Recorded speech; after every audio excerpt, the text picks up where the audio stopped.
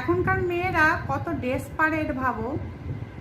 সম্বন্ধ এসছে, সম্বন্ধ আসার পরে বিয়ে ঠিক হয়েছে, বিয়ে ঠিক হওয়ার পরে বিয়ে ঠিক হওয়ার পরে দিন ঠিক হয়ে গেছে, আশীর্বাদের দিনও ঠিক হয়ে গেছে। তখন মেয়েটি বাবা মাকে বলেনি যে তার অন্য জায়গায় কোথাও ভালোবাসা আছে, সে বিয়ে করবে না। সে ডাইরেক্ট ছেলের বাড়ি চলে এসছে, ছেলের বাড়িতে ঢোকেনি, রাস্তায় দাঁড়িয়ে আছে।